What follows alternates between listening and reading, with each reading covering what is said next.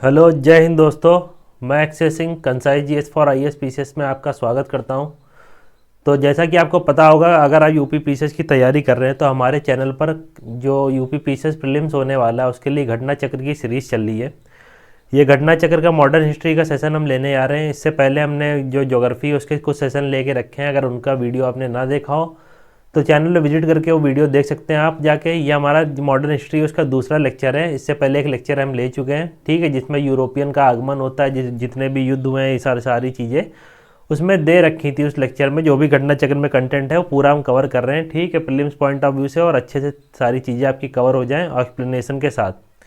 ये second lecture है। इसमें हम देखेंगे ईस्ट इंडिया कंपनी और बंगाल के नवाब के जो संबंध रहे हैं और उस संदर्भ में जो लड़ाइयाँ हुई हैं, चाहे प्लासी की ले लीजिए, बक्सर की ले लीजिए, और कुछ सारे फैक्ट। यहाँ पे एक और चीज़ मिलेंगी आपको, वांडीवास की लड़ाई वड़ाई भी देखने को मिल जाएगी अगर क्वेश्चन में बने हैं तो। अगर यहाँ से कोई भी क्वेश्चन बनेगा आपका इस सेक्शन से तो आप उसको आराम से पूरा सॉल्व करने की स्थिति में रहेंगे। लेकिन करना क्या होगा, आपको लेक्चर में लास्ट तक बने रहिएगा, 1 से 2 बार लेक्चर को देखिएगा, अच्छे से आपका ये चैप्टर जो होगा तैयार हो जाएगा। तो स्टार्ट करेंगे आज का हम लेक्चर। कौन सा है हमारा? ईस्ट इंडिया कंपनी और बंगाल के नवाब के जो संबंध रहे हैं, जो लड़ाइयाँ हुई हैं, जो ट्रीटी हुई हैं, इलाहाबाद की संधि से लेकर जो भी ट्रीटी हुई हैं, सारी चीज़ें इसमें आपको देखने को मिलेंगी। बाकी अगर तैयारी से रिलेटेड कोई दिक्कत हो, आपको कोई डाउट एंड क्वेरी हो, हमसे पूछना चाहते हैं, तो ये मेरा हैंडल्स दे रखा है इंस्टाग्राम का, यहाँ पे आप आके डायरेक्ट हमसे पूछ सकते हैं। बाकी लेक्चर की पीडीएफ के लिए एज ऑलवेज आप ये टेलीग्राम चैनल ज्वाइन कर लीजिएगा, Kansai GS for IAS PCS का। वहाँ पे इसको आपके जो होगा इसके लेक्चर की पीडीएफ आपको अवेलेबल करा दी जाएगी। सबका जो लिंक होता है डिस्क्रिप्शन बॉक्स में प्रोवाइड करा दिया जाता है, मैं हर वीडियो लेक्चर में बताता हूँ। वहाँ से जाके आप ज्वाइन कर सकते हैं चैनल को, वहाँ पे पीडीएफ भी मिल जाएगी, लिंक भी मिल जाएंगे, आने वाली वीडियो की नोटिफिकेशन भी मिल जाएगी। तो स्टार्ट करते हैं हम आज का लेक्चर, हमारा लेक्चर नंबर 2। तो स्टार्ट करते हैं आज का लेक्चर हमारा, ये लेक्चर नंबर 2 है। जैसा कि हमने स्टार्टिंग में बता दिया, इसमें हम क्या पढ़ेंगे, इसमें हम देखेंगे ईस्ट इंडिया कंपनी और बंगाल के नवाब के संदर्भ में जितने भी क्वेश्चन बने हैं यहाँ तक, और घटना चक्र में जो भी दिए हैं, सारी चीज़ों को आज हम कवर करेंगे। तो स्टार्ट करते हैं पहले क्वेश्चन से। देख लेते हैं पहला क्वेश्चन क्या दिया हुआ है। पहले क्वेश्चन में दिया है, निम्नलिखित में से कौन एक मुगल सम्राट द्वारा नियुक्त बंगाल का अंतिम गवर्नर था। तो मुगल सम्राट द्वारा डायरेक्ट जो नियुक्त हुआ था, ऐसा कौन सा अंतिम गवर्नर था बंगाल का, तो ये पूछ रहा है। Option A Sarfaraz Khan, B Murshid Quli Khan, C Alivardi Khan, या डी शुजाउद्दीन मोहम्मद खान। तो राइट आंसर हमारा मुर्शीद कुली खान। एक्सप्लेनेशन में देख लेते हैं क्या दिया हुआ है।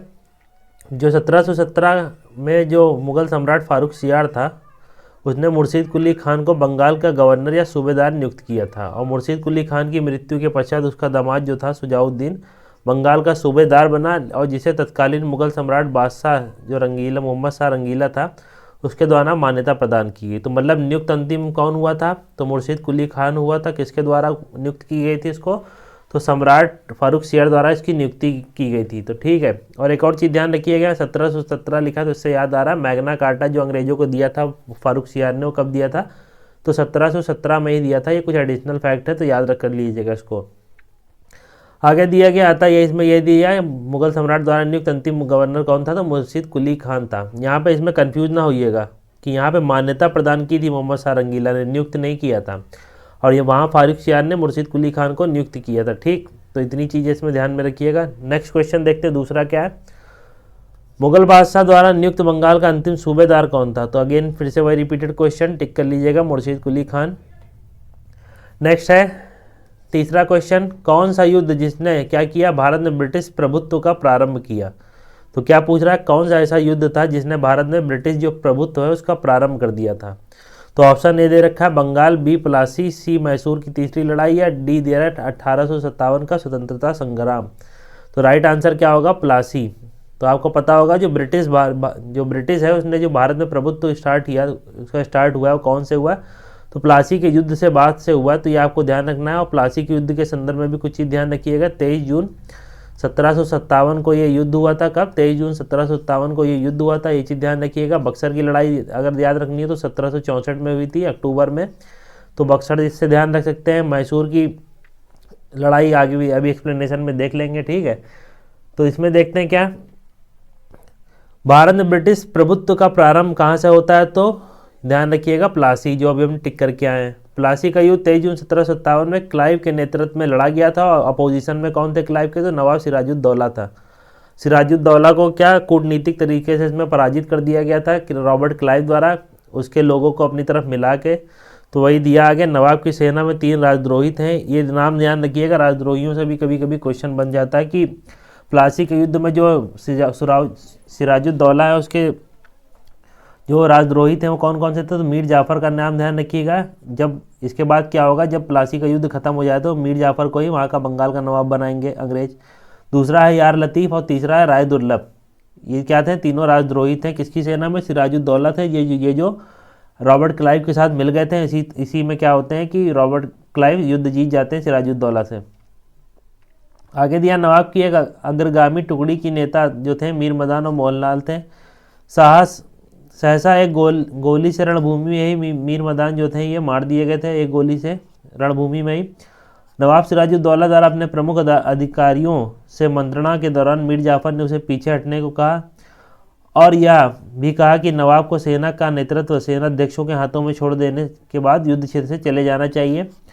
सिराजुद्दौला वापस मुर्शिदाबाद लौट गया और यह उसकी हार का कारण बना। प्लासी के युद्ध ने अंग्रेजों को तत्कालिक रूप से सैनिक और वाणिज्यिक लाभ प्रदान किए। तो जब प्लासी का युद्ध जीत जाते हैं अंग्रेज, तो उसके बाद इन लोग को जो बंगाल से राजस्व भी मिलता है, साथ ही जो सैनिक और वाणिज्यिक लाभ, ये सारी चीज़ें से प्राप्त होती है। तो इनका उपयोग ये आगे और भी युद्ध जहाँ करेंगे उनका उपयोग करेंगे, जहाँ यहाँ से जो प्राप्त संसाधन है उनका। आगे दिया इसने कृषि उत्पादन और दस्तकारियों के क्षेत्र में अग्रणी 3 राज्य जो थे बिहार, बंगाल और उड़ीसा में राजनीतिक प्रभुत्व स्थापित करने की पृष्ठभूमि तैयार कर दी। इस युद्ध ने वस्तुतः भारत में ब्रिटिश साम्राज्य की नींव डाली और भारत में ब्रिटिश ईस्ट इंडिया कंपनी की पहली निर्णायक सफलता मानी जाती है। जबकि सर्वाधिक जो निर्णायक सफलता है युद्ध जो है बक्सर है, जिसने भारत में वास्तविक रूप से ब्रिटिश जो प्रभुसत्ता है उसको स्थापित कर दी थी।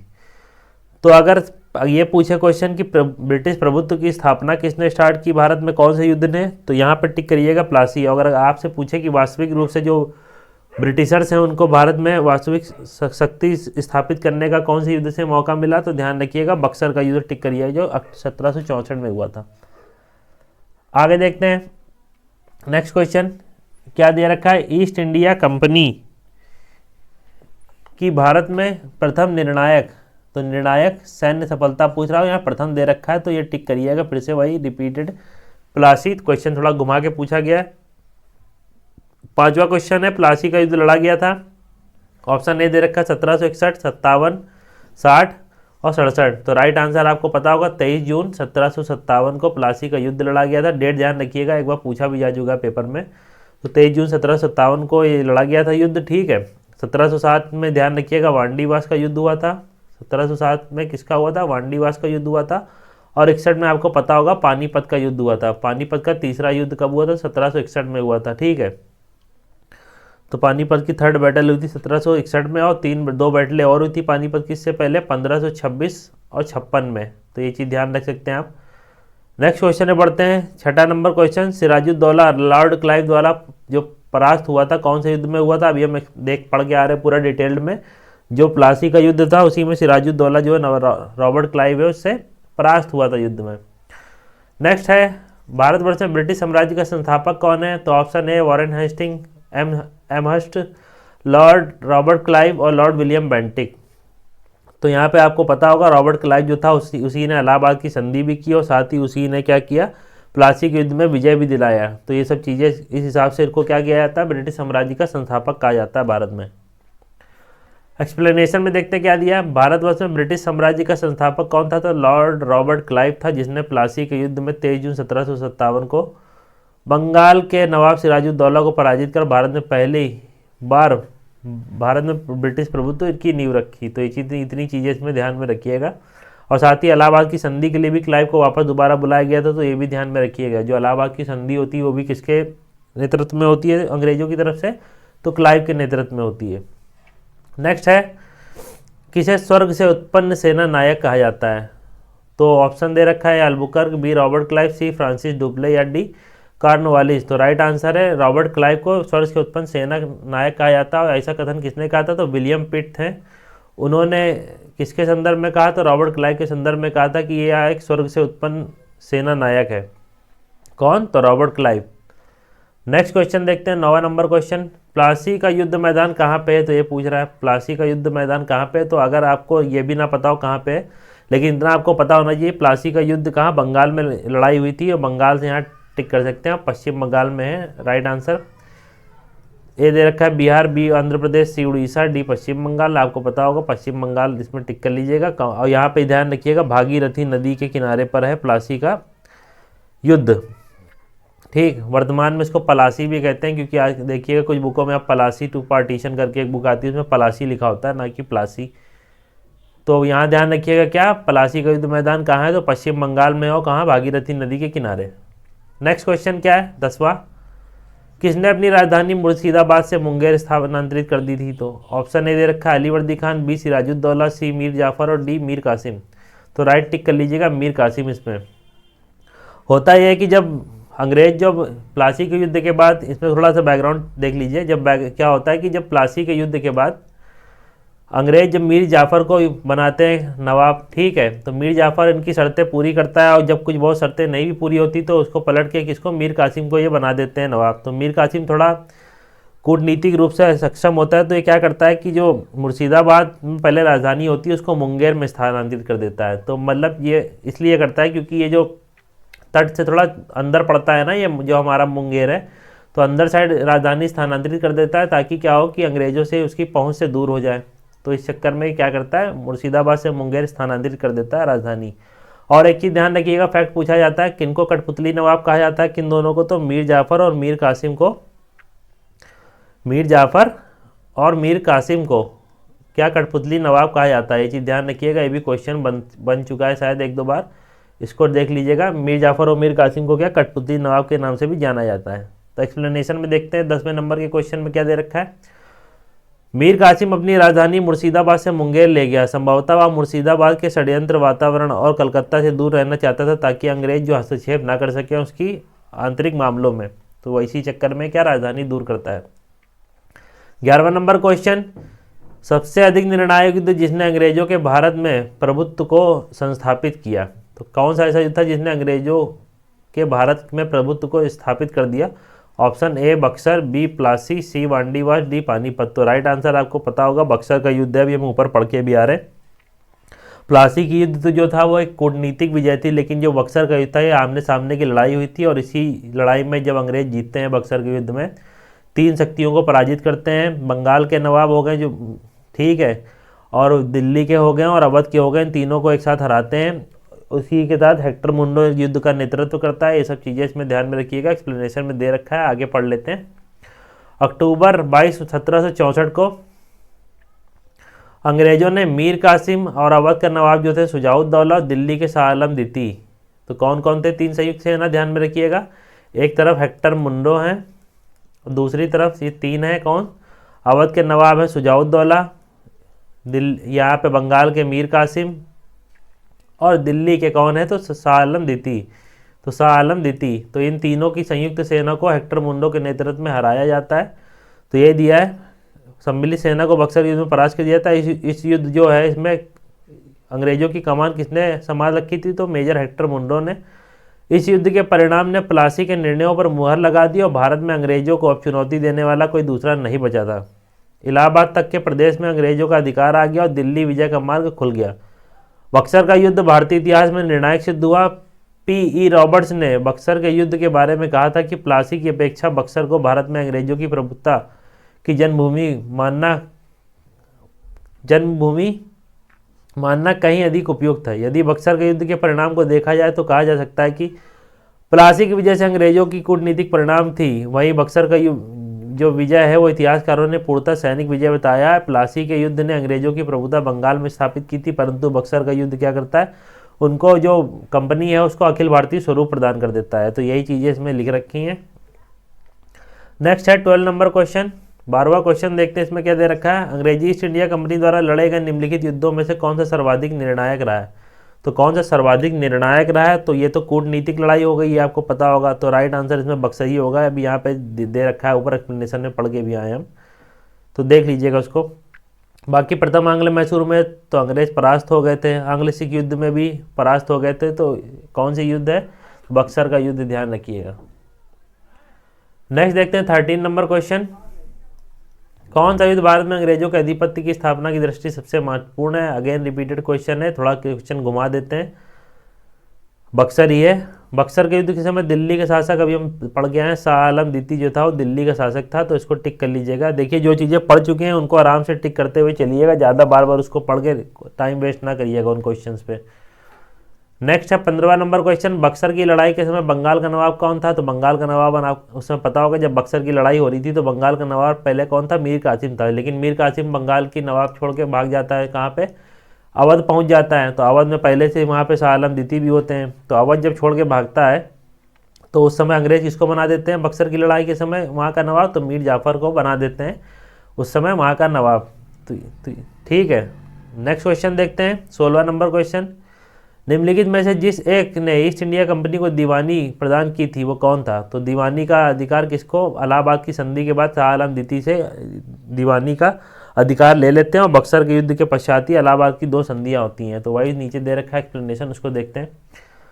इलाहाबाद की दूसरी संधि कब होती है? अगस्त 16 अगस्त को। एक और चीज़ ध्यान रखिएगा, डायरेक्ट एक्शन डे भी हुआ था। ठीक है, 16 अगस्त को डायरेक्ट एक्शन डे भी हुआ था। तो ये तो कुछ अलग से नॉलेज है डेट के हिसाब से, इनको ऐड भी करते चलिएगा। तो क्या दे रखा है? इलाहाबाद की दूसरी संधि जो हुई थी कब? 16 अगस्त 1765 के अनुसार शाह आलम को अंग्रेजी संरक्षण में ले लिया गया और उसे इलाहाबाद में रखा गया। जो हमारा दिल्ली का नवाब था उसको क्या किया गया? उसको अंग्रेजों की संरक्षण में ले लिया गया और इलाहाबाद में रखा गया। और उसको क्या किया गया? इलाहाबाद तथा काड़ा के जो क्षेत्र नवाब ने छोड़ दिए थे शाह आलम को मिल गए। 12 अगस्त 1765 को अपने फरमान द्वारा मुगल बादशाह शाह आलम द्वितीय ने कंपनी को कहा कि बंगाल, बिहार, उड़ीसा की दीवानी प्रदान कर दी, स्थायी रूप से दे दी। तो कहा कि बंगाल, बिहार, उड़ीसा की दीवानी भी दे दी किसको? तो शाह आलम द्वितीय को। शाह आलम द्वितीय ने जो थे बंगाल, वो दिल्ली के नवाब हमारे मुगल बादशाह, उन्होंने क्या किया? कंपनी को, जब ये 12 अगस्त 1765 को एक संधि होती तो उसमें अंग्रेजों को बंगाल, बिहार, उड़ीसा की दीवानी स्थायी रूप से दे देते हैं। ठीक, इस समय Robert Clive east India company का बंगाल का गवर्नर था और शाह आलम द्वितीय का संपूर्ण जीवन आपदाओं से ग्रस्त रहा था। 1788 में उसे अंधा कर दिया गया और शाह आलम द्वितीय के समय 1803 में दिल्ली पर अंग्रेजों का अधिकार हो गया। शाह आलम द्वितीय और उसके 2 उत्तराधिकारी अकबर द्वितीय और बहादुर शाह द्वितीय EIC या ईस्ट इंडिया कंपनी के पेंशन भोगी बन के रहे थे। तो इतनी चीज़ें इसमें देख लीजिएगा, फिर से एक बार वीडियो देख लीजिएगा, अच्छे से चीज़ें क्लियर हो जाएंगी, समझ में आ जाएंगी। नेक्स्ट बढ़ते हैं 17वां नंबर क्वेश्चन। 1765 में ईस्ट इंडिया कंपनी को बंगाल की दीवानी किसने प्रदान की? तो ए दिया बंगाल के नवाब ने, बी मुगल सम्राट ने, सी इंग्लैंड के शासक ने, या डी या अफगान के राजा ने। तो राइट आंसर क्या? मुगल सम्राट, टिक कर लीजिएगा इसमें। ठीक है, तो मुगल सम्राट ने किसको? ईस्ट इंडिया कंपनी को बंगाल की दीवानी प्रदान की थी 1765 में। नेक्स्ट बढ़ते हैं नेक्स्ट क्वेश्चन पे, तो देख लेते हैं नेक्स्ट क्वेश्चन पे बढ़ते हैं। नेक्स्ट है 18वां नंबर क्वेश्चन। क्या दे रखा है? किस गवर्नर के कार्यकाल में ईस्ट इंडिया कंपनी को शहंशाह शाह आलम द्वारा बंगाल, बिहार, उड़ीसा की दीवानी प्रदान की गई थी? तो यहाँ पे पहली चीज़ ध्यान रखिएगा, शहंशाह जो शाह आलम है ये द्वितीय हैं। ठीक है, सेकंड शहंशाह हैं शाह आलम के नाम से। इनको बंगाल, बिहार, उड़ीसा की दीवानी जो अंग्रेजों को इन्होंने दी, किसको दी, कौन कार्यकाल में था उस समय? ये हम स्टार्टिंग में डिस्कस करके आ रहे हैं। रॉबर्ट क्लाइव को दोबारा बुलाया गया था कि वो इलाहाबाद की संधि कर सके, क्योंकि वो क्या भारतीय परिस्थितियों को अच्छे से जानता था। और 1757 में प्लासी की लड़ाई में उसने अपनी कूटनीतिक विजय भी दिखाई थी, तो उसी परिप्रेक्ष्य में इनको दोबारा वापस बुलाया गया था। नेक्स्ट है 19वां क्वेश्चन। शाह आलम द्वितीय ने ईस्ट इंडिया कंपनी को बंगाल, बिहार, उड़ीसा की दीवानी प्रदान की। तो 12 अगस्त को पहली जो होती है कौन सी? इलाहाबाद की संधि। उसमें शाह आलम द्वितीय ने जो ईस्ट इंडिया कंपनी उसको बंगाल, बिहार, उड़ीसा की दीवानी प्रदान कर देता है। तो ये पहली संधि होती है। ठीक है, फर्स्ट ट्रीटी जो होती है इलाहाबाद की वो कब होती है? 12 अगस्त 1765 और दूसरी जो होती है 16 अगस्त 1765 को होती है। नेक्स्ट है इलाहाबाद की संधि के बाद रॉबर्ट क्लाइव ने मुर्शिदाबाद का उप दीवान किसे नियुक्त किया? तो 2 उप दीवान नियुक्त किए इन्होंने, डायरेक्ट या मतलब प्रत्यक्ष रूप से जो कर अधिग्रहण करने का कार्य था उसको नहीं किया और उसके लिए उप दीवान नियुक्त किए हैं। तो ऑप्शन दे रखा है, ए मोहम्मद रजा खान, बी शिताब राय, सी रायदुल्लभ या डी सैयद गुलाम हुसैन। तो राइट आंसर है मोहम्मद रजा खान। ठीक है, इसको क्या किया गया? मुर्शिदाबाद का उप दीवान नियुक्त किया गया। तो देख लेते हैं एक्सप्लेनेशन में। इलाहाबाद की दूसरी संधि जो होती है 16 अगस्त 1765 के अनुसार भगौड़ा शाह आलम को अंग्रेजी संरक्षण में ले लिया जाता है और इलाहाबाद में रखा जाता है। शाह आलम ने उपयुक्त संधि के प्रावधान द्वारा कंपनी को बंगाल, बिहार, उड़ीसा की दीवानी स्थायी रूप से दे देता है और नजमुद्दौला को बंगाल का नवाब स्वीकार किया गया है। तो यह अभी ये फैक्ट ध्यान रखिएगा, जिस समय जो इलाहाबाद की ट्रीटी हो रही थी उस समय बंगाल का नवाब कौन था? तो नजमुद्दौला था। ठीक, नजमुद्दौला का नाम ध्यान में रखिएगा, मैं फिर से रिपीट कर रहा हूँ क्या कि जिस समय इलाहाबाद की संधि हुई थी उस समय बंगाल का नवाब कौन था? तो नजमुद्दौला बंगाल का नवाब था। ठीक है, जिसके बदले में नवाब को द्वारा सम्राट को 26 लाख रुपए वार्षिक क्या अदा करना पड़ता था? पेंशन। इस समय कंपनी सीधे कर संग्रह करने का भार न लेना चाहती थी और ना ही उसके पास ऐसी क्षमता थी उस समय। तो कंपनी ने इसके लिए दीवानी कार्य के लिए क्या किया? 2 दीवान नियुक्त किए। बंगाल के लिए ये फैक्ट ध्यान रखिएगा, मोहम्मद रजा खां, और बिहार के लिए राजा सिताब राय। तो बंगाल के लिए किसके? मोहम्मद रजा खान को, और बिहार के लिए राजा सिताब राय की नियुक्ति की।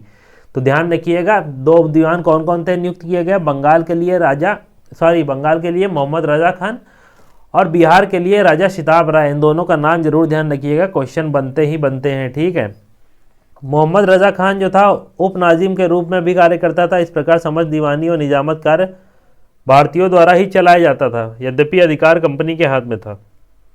ठीक, नेक्स्ट पढ़ते हैं। अवध सल्तनत के हिंदू अवध सल्तनत के हिंदू नायब वजीर के संदर्भ में निम्नलिखित कथनों में कौन सा सही है ये बताना है। राजा टिकैत राय नवाब असफुद्दौला के अर्थ मंत्री थे, बी दे रखा है।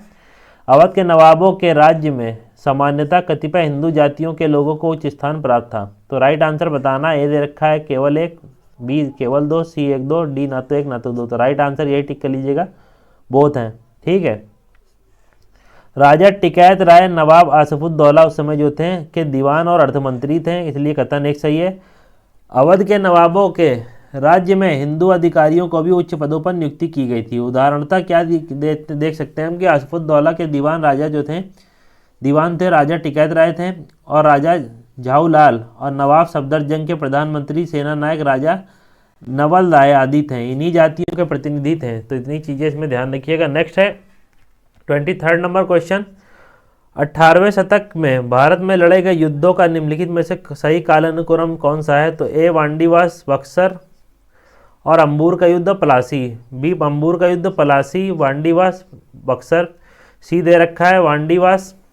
ठीक, और पलासी अंबूर, और ये तो राइट आंसर इसमें क्या है? बी है। तो पहले ध्यान रखिएगा 1759 में यह अंबर लिखा है, अंबूर की लड़ाई होती है पहला कर्नाटक युद्ध में। ठीक, दूसरी पलासी का होती 1759 में। तो 1759 में, एक सेकेंड, 1759 नहीं 1749 में, हाँ 1749 में ये होती है। ठीक, फिर 1757 में प्लासी होती है, 57 में प्लासी होती है, 1760 में वांडीवास होता है और 64 में बक्सर होती है। तो ये इस हिसाब से सीक्वेंस अरेंज कर लीजिएगा, नीचे दे रखा है। अंबूर का युद्ध जो होता है 1749 में अगस्त में होता है। मुजफ्फरजंग, चंदा साहब तथा फ्रांसीसियों की संयुक्त सेना। तो यहाँ ध्यान रखिएगा पहला जो युद्ध होता है कौन सा? कर्नाटक वार। तो उसमें जो फ्रांसीसी जिसका साथ देते हैं वो किसका देते हैं? तो मुजफ्फरजंग और चंदा साहब की टुकड़ी को साथ देते हैं। कौन? फ्रांसीसी। इन्होंने क्या किया? वेल्लूर के समीप अंबर लिखा है यहाँ पे, अंबूर ध्यान रखिएगा, अंबूर नामक स्थान पर कर्नाटक के नवाब अनवरुद्दीन को पराजित कर उसके हत्या कर दी गई और मुजफ्फरजंग को कहाँ से सूबेदार बना दिया गया? दक्कन का। इस उपलक्ष्य में उसने अपनी हितकारी डुप्ले को कृष्णा नदी के किनारे दक्षिणी भाग में के मुगल प्रदेशों का गवर्नर नियुक्त कर दिया गया और उत्तरी सरकार के कुछ जिले भी फ्रांसीसियों को दे दिए गए। इसके अतिरिक्त मुजफ्फरजंग की प्रार्थना पर एक फ्रेंच सेना की टुकड़ी जो है बुस्सी के नेतृत्व में हैदराबाद पर तैनात कर दी गई। नेक्स्ट जो युद्ध दे रखा है 1757 का प्लासी, इसको हम पढ़ के आ रहे हैं।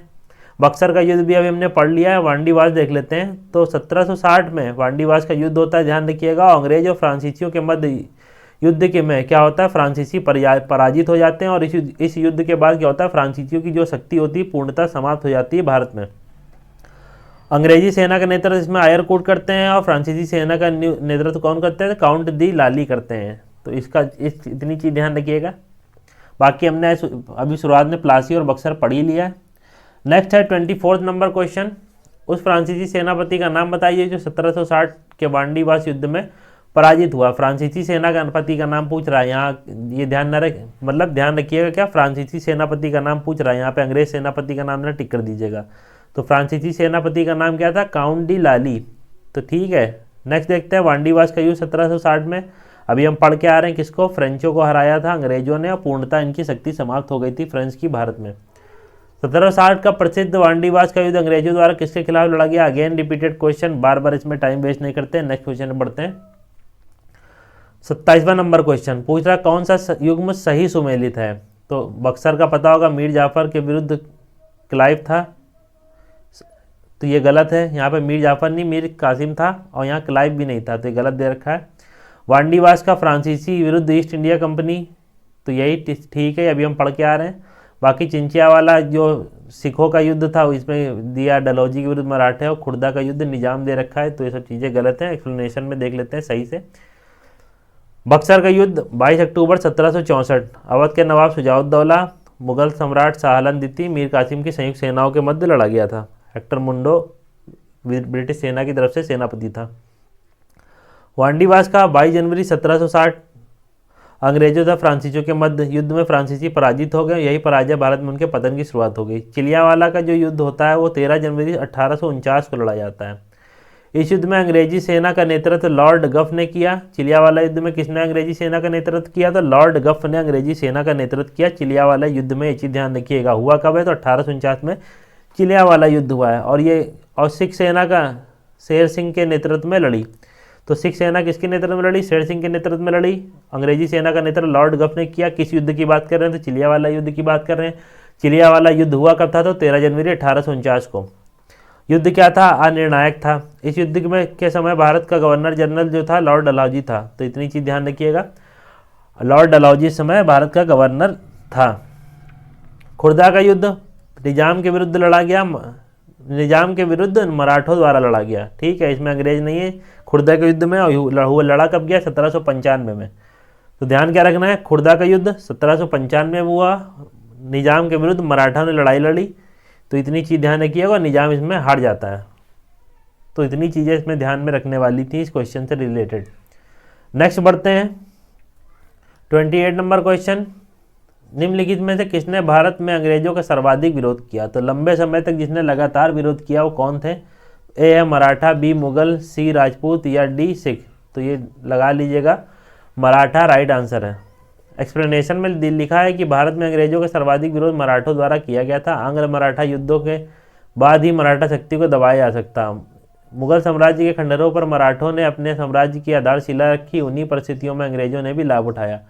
प्रथम आंग्ल मराठा युद्ध में मुंह की खानी पड़ी, सालबाई की संधि हुई। तो ध्यान रखिएगा, फर्स्ट एंग्लो मराठा युद्ध में संधि कौन सी है? सालबाई। ये ध्यान रखिएगा, संधि से रिलेटेड क्वेश्चन पूछ लेते हैं। तो सालबाई की संधि हुई थी, इसको ध्यान में रखिएगा फर्स्ट एंग्लो मराठा युद्ध में। वेलेजली ने 1802 में सहायक संधि कर लेता है। किसको? पेशवा को जाल में फंसाते बाजीराव द्वितीय उस समय होता है, उससे सहायक संधि कर लेता है वेलेजली। तो यही दे रखा है यहाँ पे, नाम नहीं दिया बाजीराव द्वितीय का। तो ध्यान रखिएगा, बाजीराव द्वितीय के साथ क्या करता है? वेलेजली जो होता है सहायक संधि पर हस्ताक्षर करवा लेता है। 1818 में लॉर्ड हेस्टिंग ने मराठों की रही सही शक्ति को समाप्त कर ब्रिटिश सर्वोच्चता की स्थापना कर दी। तो ये था हमारा आज का lecture. I hope video lecture आपको अच्छा लगा होगा। अच्छा लगा हो तो लाइक कर दीजिएगा, चैनल पे नए हो तो सब्सक्राइब कर लीजिएगा। कोई कमी रह जाती है तो कमेंट करके बताइएगा, और वीडियो को ज़्यादा से ज़्यादा लोगों तक का शेयर कर दीजिएगा। ठीक है, मिलते हैं नेक्स्ट वीडियो लेक्चर में, तब तक के लिए गुड बाय।